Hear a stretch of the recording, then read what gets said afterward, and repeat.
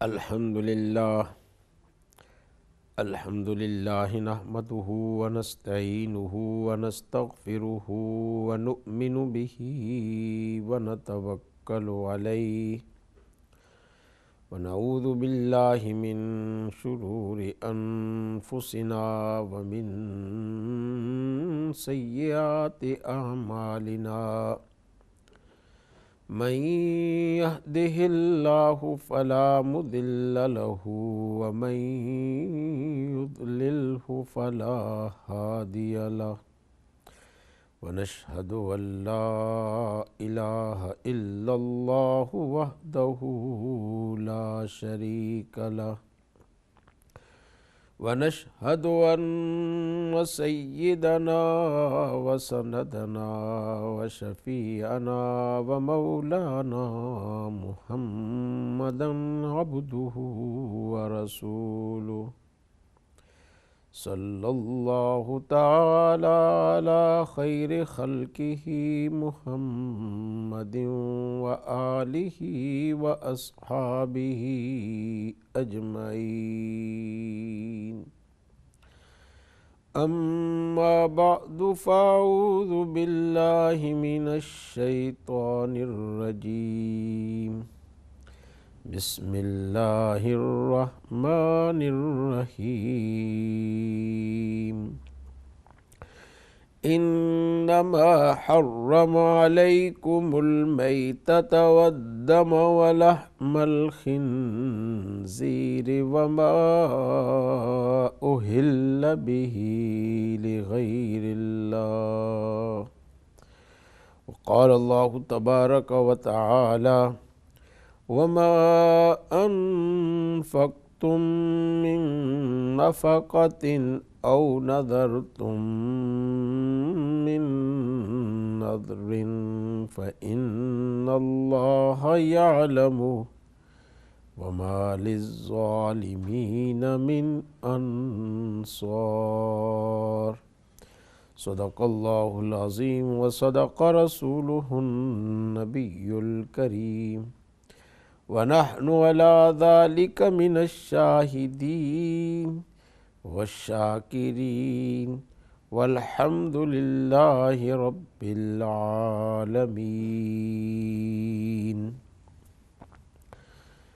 محترم ناظرین، سامعین کرام،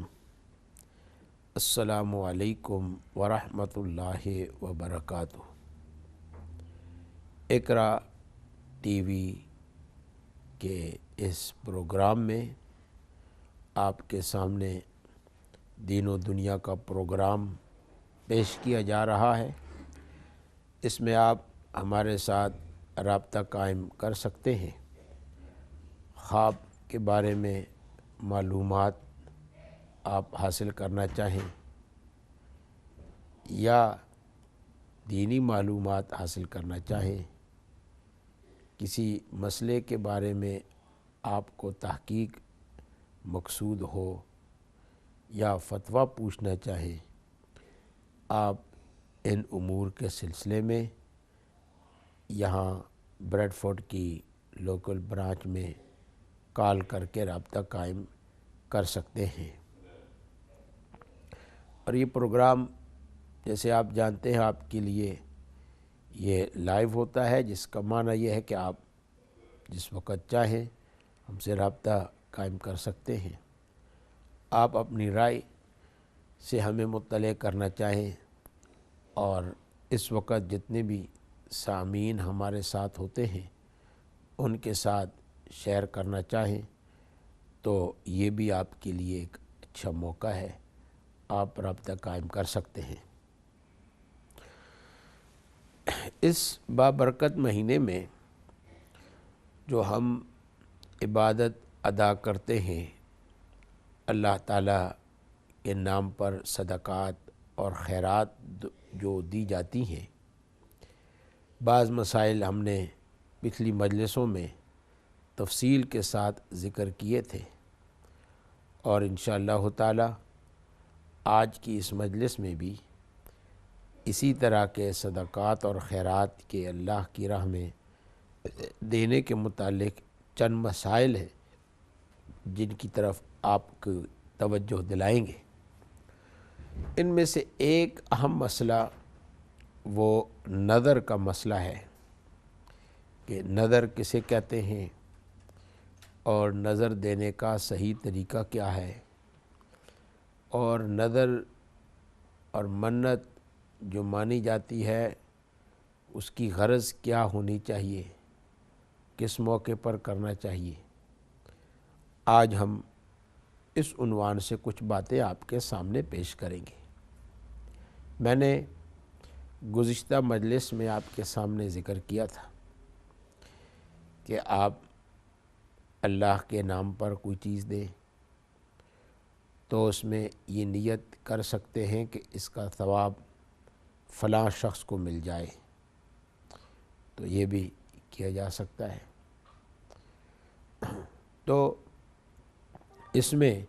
ہم اللہ تعالیٰ سے درخواست کرتے ہیں کہ پہلے تو یہ ہے کہ یہ جو چیز دے رہے ہیں اللہ تعالیٰ اس پر ہمیں اجر عطا فرمائے، اور پھر ہم اللہ تعالیٰ ہی سے درخواست کرتے ہیں کہ اس پر ملنے والا اجر ہم اس کو بھی ہدیۃً اور بلا معاوضہ کسی اور شخص کو دینا چاہتے ہیں۔ تو جو 2 فیکٹرز ہیں یہاں پر جو دوسروں کو ثواب دینے کے لیے اختیار کیے جاتے ہیں، قرآن پاک کی تلاوت ہے، اس کی تلاوت فرما دی،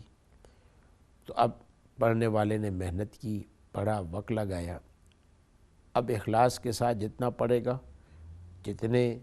محنت کے ساتھ پڑھے گا اور جتنا اچھے طریقے سے پڑھے گا، یہ ساری چیزیں مل کر اللہ تبارک و تعالی اس پر اجر عطا فرماتے ہیں۔ اب انسان یہ نیت کر لیتا ہے کہ اس پر ملنے والا اجر وہ والد کو مل جائے، والدہ کو مل جائے، بھائی کو مل جائے، کسی اور شخص کو دینا چاہے تو وہ دے سکتا ہے۔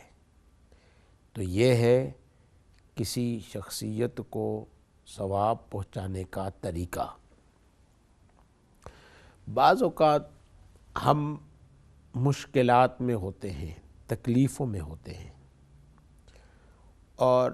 تکالیف میں آ کر، مشکلات میں آ کر ہم منتیں مانگ لیتے ہیں، نظر مان لیتے ہیں۔ بعض اوقات مشکلات میں نہیں ہوتے مگر ایک کام کی ہمیں غرض ہوتی ہے، ایک کام کی ہمیں حاجت ہوتی ہے، اور جس کی ہمیں غرض ہے اور جس کی ہمیں ضرورت ہے، ہم اللہ تعالیٰ سے دعا بھی کرتے ہیں، مگر ساتھ میں ہم یہ شرطی جملے استعمال کر لیتے ہیں کہ اگر فلاں کام میرا ہو گیا تو میں یہ صدقہ کروں گا، ایک جانور دوں گا، یا میں عمرہ کے لیے جاؤں گا، حج بیت اللہ کروں گا، یہ جتنے بھی، یا اتنی نمازیں ہیں ہم وہ اتنی نمازیں پڑھیں گے، یہ بھی بعض لوگ کر لیتے ہیں۔ تو اب آپ کے سامنے ایک صورت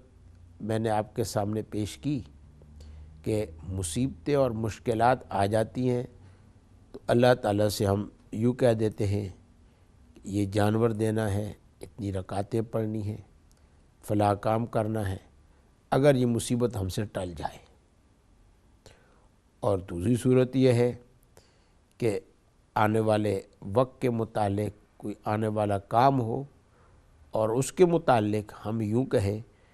کہ اگر یہ ہماری حاجت پوری ہو گئی، یہ مشکل ہماری دور ہو گئی، اور یہ جو ضرورت ہے یہ ہماری ضرورت پوری ہو گئی، تو ہم فلاں نیک کام کریں گے۔ دونوں صورتوں میں یہ ہم ایسی چیز جو ہم پر لازم نہیں تھی اپنی اوپر لازم کر رہے ہیں، اور اللہ کے ساتھ ایک عہد کر رہے ہیں۔ یہ بھی منت ماننے کا ایک طریقہ ہے جو لوگ کیا کرتے ہیں۔ اب سوال یہ ہے کہ ایسی منت ہمیں کرنی چاہیے یا نہیں کرنی چاہیے؟ تو اس کا جواب یہ ہے کہ یہ 2 صورتیں میں نے ابھی آپ کے سامنے پیش کی ہیں، منت ماننے کی یا نظر ماننے کی، تو ان دو طریقوں کے ساتھ نظر نہیں ماننی چاہیے۔ اگر مان لیا تو نظر تو ہو جائے گی، اور اس نظر کو پورا کرنا ہوگا جب کہ صحیح کام ہو اور نیک کام ہو۔ جب وہ شرط پوری ہو جائے تو اس کام کو پورا کرنا ہوگا۔ مشکلات اور مصیبت تھی وہ دور ہو گئی، تو جس چیز کی منت یا نظر مانی تھی اس کو پورا کرنا ہوگا۔ مگر ایسی نظر ماننی نہیں چاہیے، ایسی منت نہیں ماننی چاہیے۔ نظر اور منت کی جو جائز صورت ہے وہ یہی ہے، مصیبت و مشکلات و مطلقاً بغیر کسی شرط کے وہ اللہ کی راہ کے اندر صدقہ دے دے، کسی غریب کو دے دے۔ نفلی نماز پڑھنی ہے تو نفلی نماز پڑھ کر اللہ تعالیٰ سے دعا کر لے۔ مگر شرط لگانا کہ اگر یہ کام ہو جائے تو پھر میں یہ کروں گا، یا یہ ہے کہ آنے والے وقت میں اگر ہماری یہ کام ہو جائے تو ہم یہ نیک کام کریں گے، تو موجودہ کسی مصیبت یا مشکل کو ٹال کر یا اسی وقت حاصل کر کے شرط لگانا، یا آنے والے وقت میں کسی کام کے ہونے نہ ہونے کو شرط لگا کر اس پر نظر کو مشروط کرنا، یہ پسندیدہ عمل نہیں ہے، اور اس طرح کے نظر سے اور منت ماننے سے پرہیز کرنا چاہیے اور احتیاط کرنی چاہیے۔ اگر ایسی نظر مانی گئی تو اس نظر کو بہرحال پورا کرنا ہوگا، اور یہ ناپسندیدہ عمل اور ایسا عمل جس کی ہمیں ترغیب نہیں دینی چاہیے اور اس سے روکنا چاہیے۔ اس کی وجہ یہ ہے جو ایک روایت میں آتا ہے کہ آپ صلی اللہ علیہ وسلم نے ارشاد فرمایا کہ لا تنظروا، تم نظر نہ مانا کرو، تم منتیں نہ مانا کرو۔ اب یہاں پر نظر اور منت ماننے سے منع کیا گیا ہے، لیکن ہر نظر اور ہر منت سے منع نہیں کیا گیا۔ آپ صلی اللہ علیہ وسلم نے ارشاد فرمایا کہ نظر ماننے والا اگر یہ سمجھتا ہے کہ میں نظر مان رہا ہوں، منت مان رہا ہوں، تو اس نظر اور منت کی وجہ سے یہ مشکل ٹل جائے گی، یا فلاں ضرورت وہ پوری ہو جائے گی، نظر کے متعلق اور اس منت کے متعلق ماننے والے کا اگر یہ نظریہ ہے یا یہ عقیدہ ہے تو یہ عقیدہ درست نہیں۔ کیوں کہ آپ صلی اللہ علیہ وسلم نے فرمایا فَإِنَّ النَّظْرَ لَا يُغْنِي مِنَ الْقَدْرِ شَيْئًا، جو نظریں مانی ہیں، جو شرطیہ طور پر شرطیں لگائی ہیں، تو اس شرط کی وجہ سے اور جو لگائی ہے کہ ہم یہ کریں گے، تو اس کا یہ معنی نہیں ہے کہ اس شرط کی وجہ سے جو چیز اللہ تعالیٰ نے لکھ دی ہے وہ خدا کا لکھا ہوا تبدیل ہو جائے گا۔ جو مصیبت آئی ہوئی ہے تو اس نظر کی وجہ سے وہ لکھی ہوئی مصیبت اب وہاں پر یہ لکھا جائے گا کہ اچھائی ہو جائے گی۔ نظر خدا کی تقدیر کو تبدیل نہیں کر سکتی۔ جو کچھ تقدیر کے اندر لکھا جا چکا ہے وہ اسی طریقے سے ہوگا، کیونکہ عام طور پر یہ ذہن میں بات آتی ہے کہ ہم نظر مان لیں گے، اس نظر کی وجہ سے اور منت کی وجہ سے فلاں مشکل چیز ہے وہ ہو جائے گی، وہ حل ہو جائے گا، فلاں مصیبت ہے وہ مصیبت ٹل جائے گی، فلاں تکلیف ہے وہ تکلیف ختم ہو جائے گی، ہمیں فلاں چیز کی ضرورت ہے ہمیں وہ ضرورت مل جائے گی۔ نظر کو مؤثر سمجھا جاتا ہے، اور وہ کام جو نہیں ہو سکتا نظر کی وجہ سے، انہونی کام کو ہونے والا سمجھا جاتا ہے۔ تو آپ صلی اللہ علیہ وسلم نے ارشاد فرمایا لا تنظروا، تم نظریں مت مانو، منتیں مت مانو، خاص طور پر جب یہ عقیدہ ہو کہ نظر کی وجہ سے اور منت کی وجہ سے آپ کا مشکل، آپ کی ضرورت پوری ہو جائے گی، مشکل حل ہو جائے گی اور تکالیف ہٹ جائے گی۔ کیوں کہ نظر کیا وہ اللہ کی تقدیر کو بدل دے گی؟ اللہ تعالیٰ کے لکھے ہوئے فیصلوں کو کوئی تبدیل کر دے گی؟ آپ صلی اللہ علیہ وسلم نے ارشاد فرمایا فَإِنَّ النَّظْرَ لَا يُغْنِي مِنَ الْقَدْرِ شَيْئًا، یہ تقدیر میں سے کچھ بھی تبدیل نہیں کر سکتی۔ ہر چیز وہ اللہ کے حکم سے اور اللہ کے فیصلے سے ہو رہا ہے۔ اور آپ صلی اللہ علیہ وسلم نے مزید یہ ارشاد فرمایا کہ اس طرح کا نظر ماننے والے جو اللہ کی راہ میں چیز دیتا بھی ہے اور ساتھ میں شرط لگا رہا ہے کہ اگر یہ کام ہو جائے گا تو پھر میں ایسا کروں گا،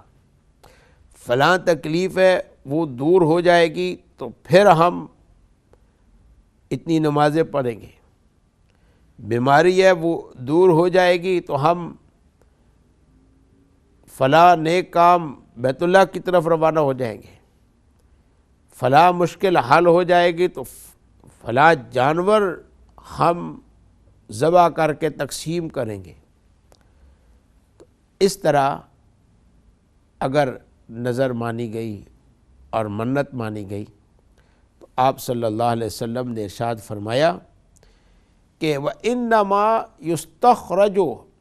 بِهِ مِنَ الْبَخِيلِ، کہ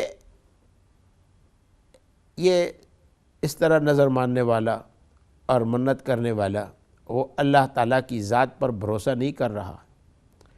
اور اس نظر اور منت کی وجہ سے ہوا یہ ہے کہ اب اپنے اوپر اس نے چیز لازم کر لی، اور ایک بخیل سے اور کنجوس سے کچھ مال نکالا جا رہا ہے۔ اس کنجوس اور بخیل سے ایک عبادت ادا کی جا رہی ہے، وہ کام تو خدا کی تقدیر کے مطابق، اللہ تعالیٰ کے فیصلے کے مطابق تو ہو جائے گا، اور اس شخص کے ذمے وہ کام لازم ہو جائے گا کیونکہ اس کی شرط پوری ہو گئی۔ اور سمجھنے والا یہ سمجھ رہا ہے کہ نظر کی وجہ سے ہوا، نظر کی وجہ سے نہیں ہوا، وہ تو ویسے بھی اسی طرح اس نے ہونا تھا کیونکہ اللہ کی یہاں اس طرح لکھا ہوا تھا۔ مگر عملی طور پر نظر ماننے والے نے اور منت ماننے والے نے اس شرط کے ساتھ جو نظر مانی تو اس نے اللہ کے ساتھ ایک معاملہ کرنا چاہا کہ اللہ میں تیرے ساتھ ایک معاملہ کرنا چاہتا ہوں، تو میرا یہ کام پورا کر دے اور میں آپ کو یہ چیز دے رہا ہوں۔ اللہ کے ساتھ ایک عاجزی کا نہیں، ایک ٹریڈ کر رہا ہے، ایک معاملہ کر رہا ہے کہ اگر آپ یہ میرا مسئلہ یوں حل کر دیں گے تو پھر اس کے بدلے میں آپ کو یہ دے رہا ہوں۔ تو حقیقت میں فرمایا کہ انما یستخرج بہ من البخیل شیئا، اس نظر کی وجہ سے ایک شخص جو اللہ کی راہ میں بغیر شرط کے نہیں دے سکتا تھا،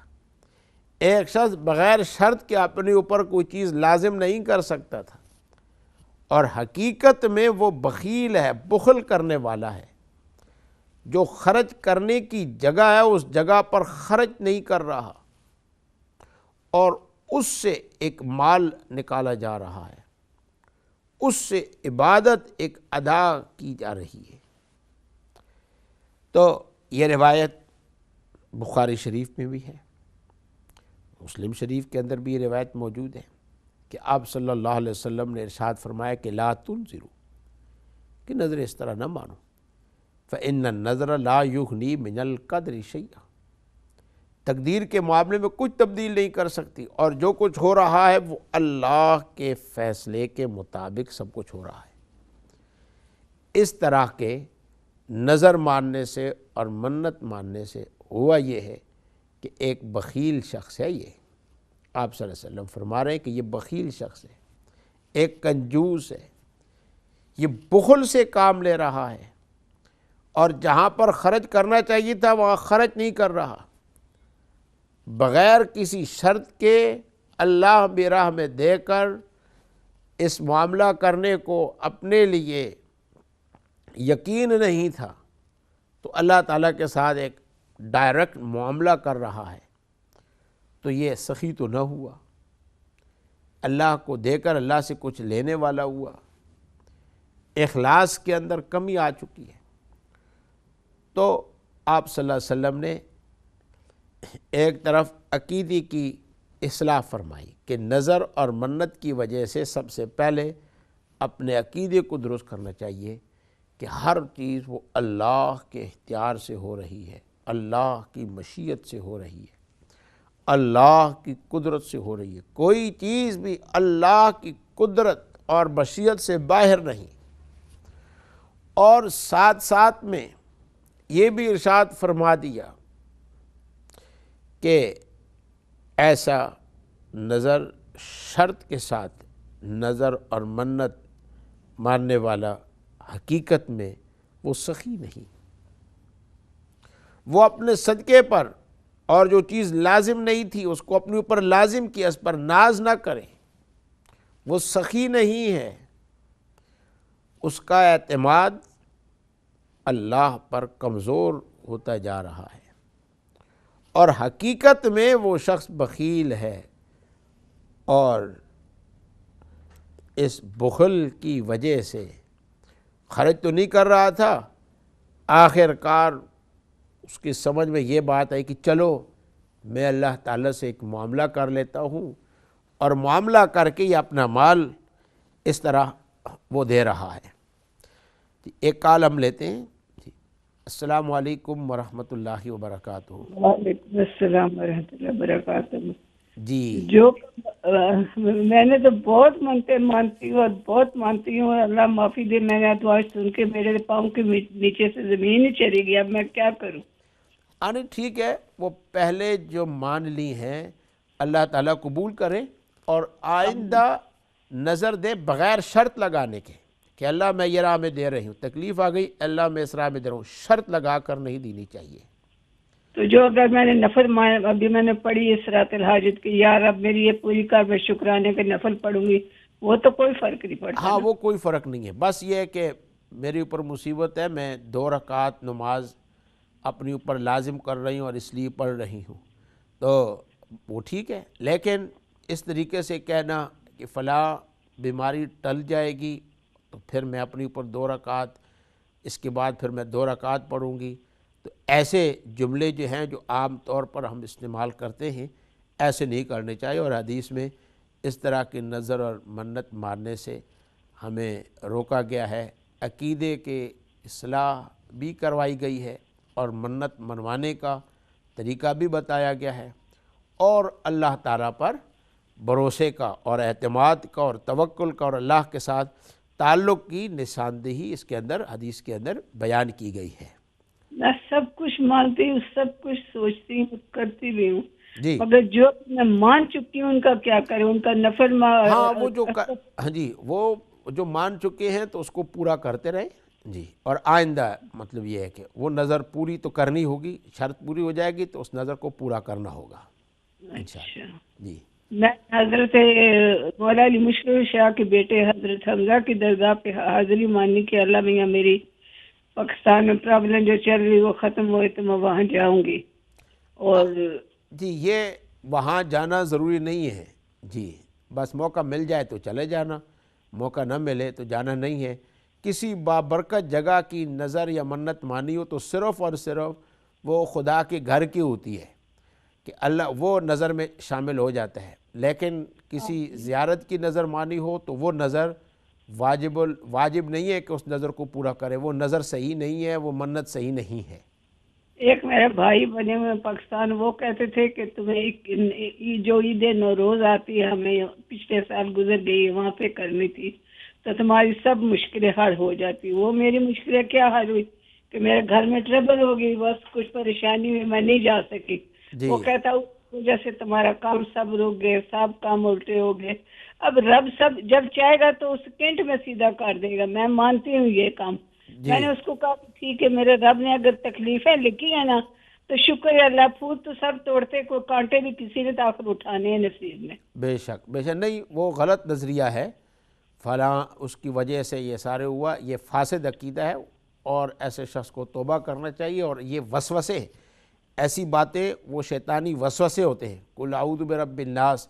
ملک الناس الہ الناس، یہ سورت پڑھنی چاہیے. اعوذ باللہ من الشیطان الرجیم پڑھنا چاہیے. کسی جگہ پر عید منانا وہ لازم نہیں ہوتا ہے.